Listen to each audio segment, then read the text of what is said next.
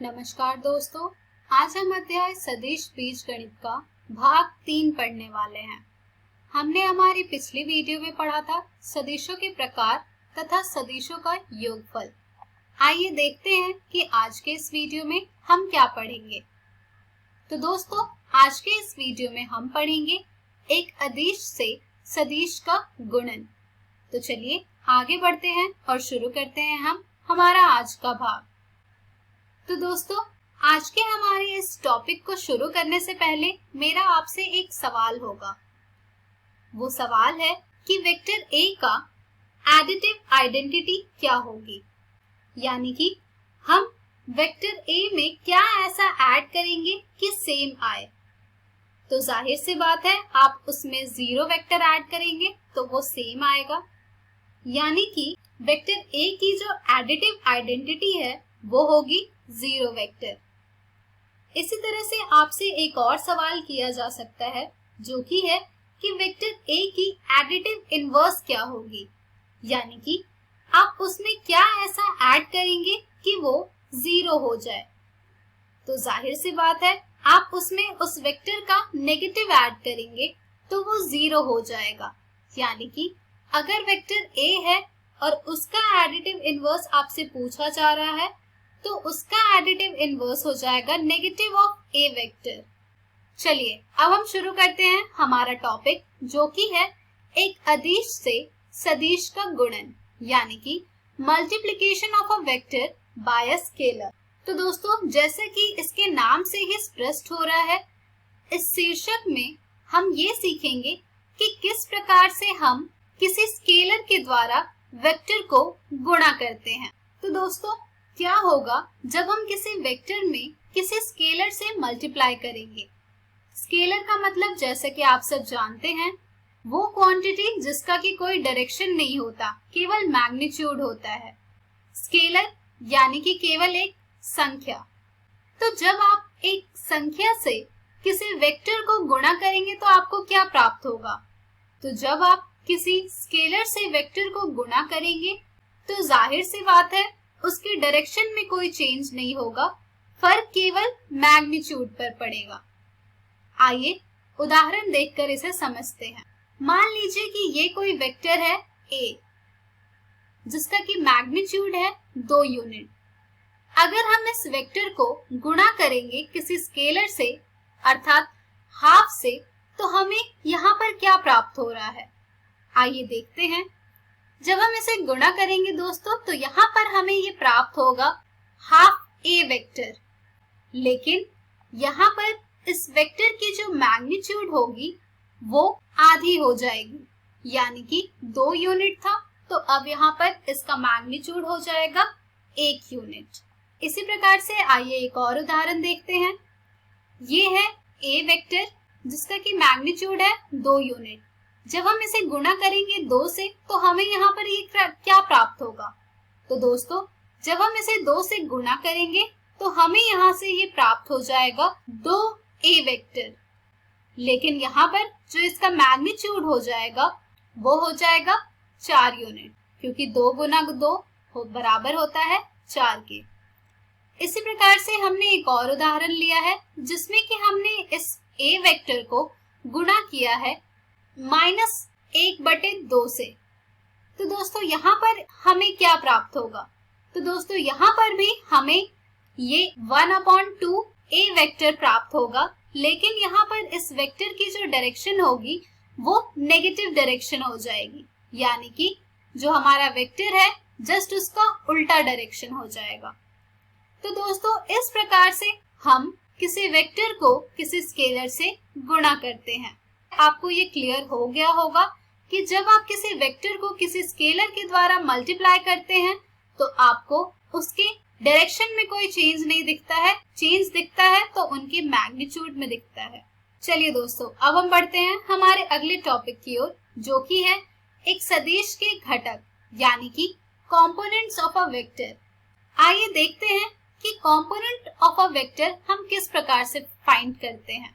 तो दोस्तों, component form of a vector और कंपोनेंट ऑफ अ वेक्टर शुरू करने से पहले हम देखेंगे unit vector along axis. Screen पर आपको एक आकृति दिख रही होगी जिसमें कि हमने तीनों एक्सिस की ओर एक एक यूनिट का मैग्नीट्यूड लिया है। तो जो एक्स एक्सिस की तरफ एक यूनिट मैग्नीट्यूड जो हमने लिया है उसे हम कहते हैं आई कैप। इसी तरह से वाई एक्सिस की ओर जो हमने एक यूनिट लिया है उसे हम कहते हैं जे कैप। इसी तरह से जेड एक्सिस की तरफ जो हमने एक यूनिट लिया है उसे हम कहते हैं के कैप।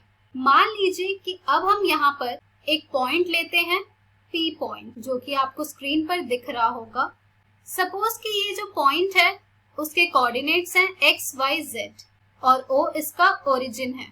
तो यहाँ पर दोस्तों ये ओपी क्या हो जाएगा? तो दोस्तों यहाँ पर ये जो ओपी है ये है हमारा पोजीशन वेक्टर, जिसे हमने यहाँ आर वेक्टर से डिनोट किया है। तो अभी तक आपने ये जाना था कि ये पोजीशन वेक्टर होता है।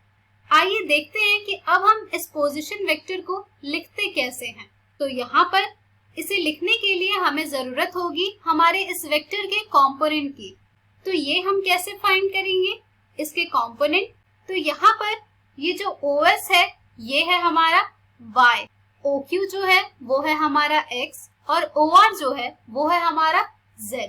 तो कंपोनेंट फॉर्म ऑफ वेक्टर लिखने के लिए हमें चाहिए वेक्टर के कंपोनेंट, यानी कि हमारा जो वेक्टर है r वेक्टर उसके कंपोनेंट x, y, z से मिलकर बन रहे हैं।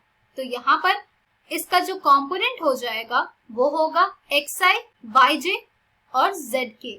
तो यहाँ पर हमारा इस OP वेक्टर का जो कंपोनेंट बनेगा वो बनेगा xi cap plus yj cap plus zk cap. तो दोस्तों इस प्रकार से हम O के सापेक्ष P का स्थिति सदिश यानी कि पोजीशन वेक्टर OP का फाइंड करते हैं, जिसे कि हम लिखते हैं xi cap plus yj cap plus zk cap के रूप में। किसी भी सदिश का यह रूप घटक रूप है। यहाँ x, y एवं z के अदिश घटक कहलाते हैं और xi, yj एवं z के क्रमागत अक्षों के अनुदिश r वेक्टर के सदिश घटक कहलाते हैं। कभी कभी x, y एवं z को समकोणिक घटक भी कहा जाता है। यानी कि ये जो फॉर्म है ये है हमारा कंपोनेंट फॉर्म। यहाँ पर x, y, z जो है ये है हमारा वेक्टर का स्केलर कंपोनेंट और x i cap, y j cap और z k कैप ये है हमारा vector component of vector r along the respective axis। और ये जो x, y, z है इसको हम रेक्टेंगुलर कंपोनेंट भी कहते हैं। आइए अब हम ये जानते हैं कि इसका मैग्नीट्यूड हम कैसे फाइंड करेंगे।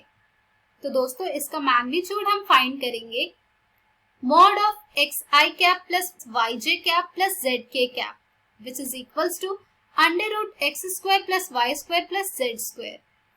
तो इस तरह से हम इसका मैग्नीट्यूड भी फाइंड कर सकते हैं। तो दोस्तों ये थी थोड़ी बहुत जानकारी कंपोनेंट ऑफ अ वेक्टर के बारे में, जिसमें आपने ये सीखा कि किस तरह से हम किसी पोजीशन वेक्टर का कंपोनेंट फॉर्म लिखते हैं। चलिए अब हम इस पर बेस्ड कुछ प्रॉपर्टीज देख लेते हैं। मान लीजिए कि हमारे पास एक वेक्टर है A जो कि है a1i cap plus a2j cap plus a3k cap और जो दूसरा वेक्टर है वो है B vector which is equals to b1i cap plus b2j cap plus b3k cap. अब यहाँ पर आपसे इन दोनों वेक्टर का सम पूछा जाए तो ये आप कैसे बताएंगे? आइए देखते हैं। जब आपसे इन दोनों वेक्टर का सम पूछा जाएगा तो आप यहाँ पर इन दोनों वेक्टर के जो स्केलर कंपोनेंट्स हैं उन्हें ऐड करेंगे, फिर उस रेस्पेक्टिव एक्सिस के वेक्टर कंपोनेंट्स को लिखेंगे। जैसे कि यहाँ पर a cap plus b cap बराबर हो जाएगा a1 plus b1i cap plus a2 plus b2j cap plus a3 plus b3k cap. तो दोस्तों अगर आपसे इसी वेक्टर का डिफरेंस फाइंड करने को कहा जाए तो ये आप कैसे फाइंड करेंगे? तो दोस्तों सिमिलरली जिस तरह से आपने एडिशन किया है उसी तरह से आप इसका डिफरेंस भी फाइंड करेंगे। तो जब आप इसका डिफरेंस फाइंड करेंगे तो आपको मिल जाएगा vector a minus vector b is equals to a1 minus b1i cap plus a2 minus b2j cap plus a3 minus b3k cap.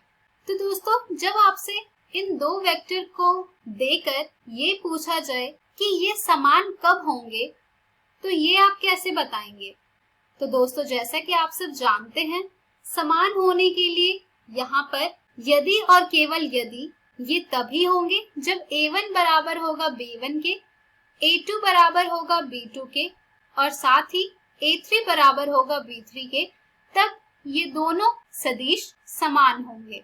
इसी के साथ जो चौथी प्रॉपर्टी है वो है कि किसी अदिश लैम्डा से सदिश A का गुणन बराबर होगा lambda A1 I cap plus lambda A2 J cap plus lambda A3 K cap. तो दोस्तों ये थे कुछ प्रॉपर्टीज जिसका कि हम प्रयोग करेंगे प्रश्नों को हल करने में। चलिए दोस्तों अब हम बढ़ते हैं हमारे अगले टॉपिक की ओर, जो कि है सदिश A का मात्रक सदिश, यानी कि unit vector of A vector. तो दोस्तों मान लीजिए कि हमने एक वेक्टर लिया है A जो कि बराबर है x I cap plus y j cap plus z k cap. यहाँ पर अगर आपसे ये पूछा जाए कि इस वेक्टर का यूनिट वेक्टर बताने को, तो ये आप कैसे बताएंगे? तो दोस्तों यूनिट वेक्टर को हम डिनोट करते हैं A कैप से। आइए देखते हैं कि ये हम कैसे फाइंड करेंगे। तो दोस्तों इसका जो सूत्र होता है वो होता है A कैप बराबर A वेक्टर बटे मॉड ऑफ A वेक्टर। आइए देखते हैं कि यहाँ पर हमारा जो हमने A वेक्टर लिया था, इसका हम यूनिट वेक्टर किस प्रकार से फाइंड कर पा रहे हैं। तो यहाँ पर हमारा जो इसका यूनिट वेक्टर आएगा वो आएगा xi cap plus yj cap plus zk cap upon mod of under root x square plus y square plus z square. तो दोस्तों इस प्रकार से हम यूनिट वेक्टर फाइंड करते हैं। आइए एक उदाहरण देखते हैं इस पर आधारित। मान लीजिए हमने एक वेक्टर लिया है A वेक्टर जो कि बराबर है 2i cap plus 3j cap plus k cap. यहाँ पर हमें इस वेक्टर का यूनिट वेक्टर फाइंड करना है, यानी कि A कैप फाइंड करना है। तो ये कैसे हम फाइंड करेंगे? ये हम फाइंड करेंगे यूजिंग द फॉर्मूला, यानी कि सूत्र का प्रयोग करके, जो कि है A vector upon mod of A vector. जब हम इसकी वैल्यू यहाँ पर पुट करेंगे दोस्तों, तो हमें यहाँ पर मिल जाएगा A cap is equals to 2i cap plus 3j cap plus k cap upon mod of under root 2 square plus 3 square plus 1 square. जिसे हम फर्दर सॉल्व करेंगे तो यहाँ से हमें ये मिल जाएगा 2i cap plus 3j cap plus k cap upon mod of under root 14 which is equals to 2 upon under root 14 i cap plus 3 upon under root 14 j cap plus 1 upon under root 14 k cap. और यही होगा हमारे दिए गए A vector का unit vector. तो कुछ इस प्रकार से हम यूनिट वेक्टर फाइंड करते हैं। आइए दोस्तों अब हम देखेंगे संरेख सदिश की स्थिति, यानी कि कंडीशन ऑफ कोलिनियरिटी। तो दोस्तों कोई भी वेक्टर कोलिनियर कब होगा और उसकी स्थिति क्या होगी, ये हम अब जानेंगे। मान लीजिए हमने दो वेक्टर लिया है, वेक्टर A और हमने एक और वेक्टर लिया है जो कि ऑपोजिट डायरेक्शन में है, वेक्टर A और वेक्टर B के, जो कि है वेक्टर C। तो दोस्तों जो कंडीशन है कि जो दिए गए वेक्टर है वो कोलिनियर है, वो होगा A vector is equals two plus minus lambda of B vector. यानी कि अगर वो वेक्टर्स कोलिनियर है तो उनका कोई ना कोई एक स्पेसिफिक वैल्यू होगा, जो कि हमने यहाँ पर डिनोट किया है लेम्डा से, जो कि पॉजिटिव भी हो सकते हैं और नेगेटिव भी हो सकते हैं। आइए एक एग्जाम्पल से इसे देखते हैं। मान लीजिए कि आपको दो वेक्टर दिया गया है, vector A and vector B, जो कि है 2i cap plus 3j cap plus k cap and 4i cap plus 6j cap plus 2k cap. यहाँ पर आपको ये शो करना है कि ये जो दोनों वेक्टर हैं ये कोलिनियर है, यानी कि ये संरेख है, ये आपको यहाँ पर दर्शाना है। तो यहाँ पर ये जो हमारा B वेक्टर है इसे हम कुछ इस प्रकार से भी लिख सकते हैं, जो कि है 2 गुने 2i cap plus 3j cap plus k cap. तो यहाँ से हमें मिल रहा है B vector is equals to twice of A vector, जो कि देखा जाए तो अभी जो हमने कंडीशन सीखा था उसी के फॉर्म में है। यहाँ पर हमारे जो लेम्डा की वैल्यू है वो है 2। तो जब हमने इसे हमारे दिए गए स्थिति में परिवर्तित कर लिया है तो जाहिर सी बात है कि ये दोनों वेक्टर्स जो हैं ये कोलिनियर हैं। तो दोस्तों ये थी थोड़ी बहुत जानकारी संरेख सदिश की स्थिति के बारे में। चलिए अब हम बढ़ते हैं हमारे अगले टॉपिक की ओर, जो कि है दिक् अनुपात और दिक् कोसाइन, यानी कि direction ratios and direction cosine. ये हम सीखेंगे दोस्तों एक प्रश्न के सहयोग से। आइए देखते हैं हमारे प्रश्न को।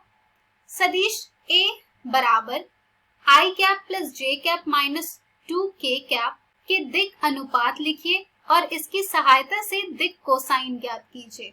तो आइए देखते हैं कि इसका दिक् अनुपात हम किस प्रकार से लिखेंगे और इसका दिक् कोसाइन हम किस प्रकार से ज्ञात करेंगे।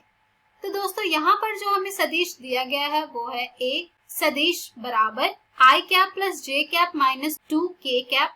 तो दोस्तों जैसा कि आप सब जानते हैं सदिश R बराबर होता है xi cap plus yj cap plus zk cap, जिसके दिक् अनुपात में ABC सदिश के क्रमागत घटक xyz होते हैं।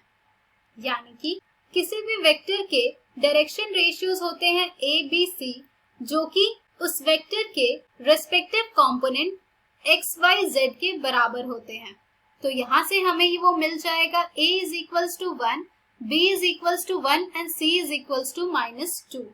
अब जब हमारे पास A, B और C की वैल्यू आ गई है तो चलिए अब हम फाइंड करते हैं इनका डायरेक्शन कोसाइन अर्थात दिक् कोसाइन। तो दोस्तों जैसा कि आप सब जानते हैं दिक् कोसाइन होता है हमारा L, M और N, जो कि हम फाइंड करते हैं using the formula A upon mod of R vector which is equals to √6। तो यहाँ से हमें L की वैल्यू मिल जा रही है 1 अपॉन √6। इसी तरह से हम M की वैल्यू फाइंड करेंगे B upon mod of R vector which is equals to 1 upon √6, और इसी की तरह हम N की वैल्यू भी फाइंड करेंगे जो कि हमें मिल जाएगा -2 अपॉन √6। तो दोस्तों यहाँ से हमें मिल रहा है हमारा दिक् कोसाइन अर्थात direction cosine 1 upon √6, 1 upon √6, -2 upon √6, और ये है हमारे डायरेक्शन कोसाइंस। तो दोस्तों देखा आपने कि किस तरह से हम डायरेक्शन रेशियोज फाइंड करते हैं और फिर उसका यूज करके डायरेक्शन कोसाइन फाइंड करते हैं। तो दोस्तों इसी के साथ हमारी आज की वीडियो समाप्त होती है। इस वीडियो पर आधारित आपको बहुत सारे प्रश्न आपकी NCERT पुस्तक में मिल जाएंगे जिन्हें आप जरूर हल करें। तो दोस्तों आज के इस वीडियो में हमने सीखा एक अदिश से सदिश का गुणन। हम हमारी अगली वीडियो में जानेंगे दो बिंदुओं को मिलाने वाला सदिश। धन्यवाद।